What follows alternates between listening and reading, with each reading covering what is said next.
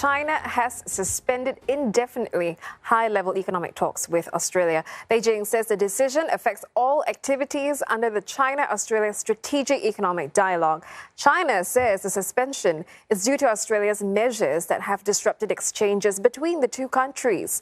Beijing and Canberra have only had 3 rounds of talks under the dialogue since it started in 2014.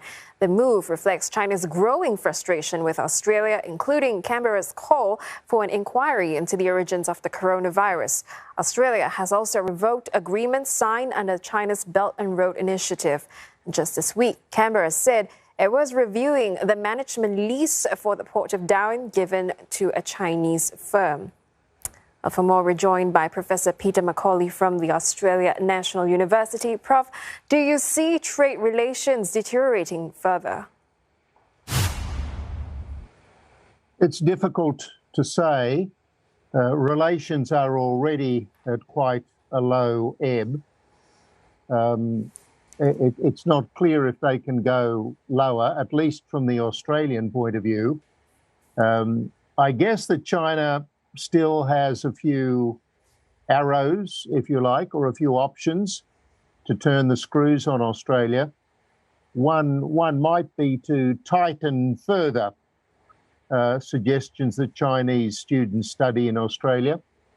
But apart from that, the options to turn the screws on Australia are probably now limited. How will, this growing tension impact Australia's efforts to recover from the pandemic? Yes, that's true. It's a curious situation, frankly. Australia has always emphasised openness to the global economy. And yet what we've seen in the last 12 months or so is a sort of closing. And it's an important closing because to close to China is an important closing for the Australian economy. But it seems that the Australian government is emphasising what it says are security goals, and in that sense is sacrificing goals of openness of the Australian economy. This is now, of course, causing something of a debate in Australia. If you like, people who take an economic point of view are concerned about a closure or a cutting off of trade, but people who emphasise security are saying that it is a price that is worth paying. Professor, China imports most of its raw material for steel and aluminium from Australia. So could this backfire on Beijing?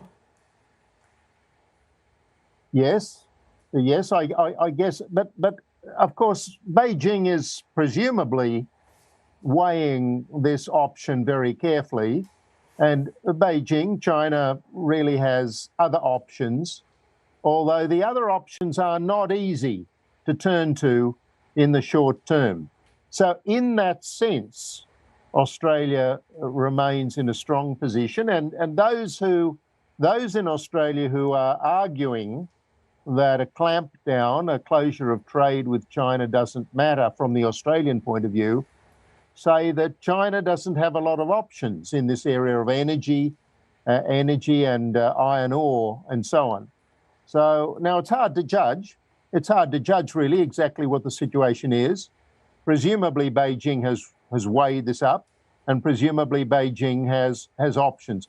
So you're really getting a sort of standoff, a chess game between the two countries. Australia is twisting the tail of the dragon, if you like, and China is presumably weighing up its options. It's a difficult situation, there's no doubt about it. And perhaps zooming out a little, how will Australia-China tensions affect global trade? That's difficult to say. I guess there are signals, of course, from a debate of this kind, both I suppose to America, but perhaps more importantly to Europe. On one hand, you've got a relatively small country, perhaps Australia at best, a middle-level player, is taking on China, is challenging China. Now, other countries must be watching this. Europe Europe must be watching this.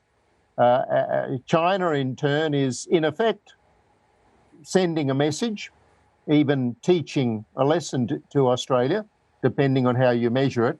And other countries will be watching this. My own guess is that Europe will be learning the lesson that it's not too sensible to pull a fight with China. But different countries will, of course, weigh up their options. America, of course, is an entirely different question. America is clearly a global power with immense power, and America will really take its own decisions, probably not taking much notice of what's going on in the debate between Australia and China.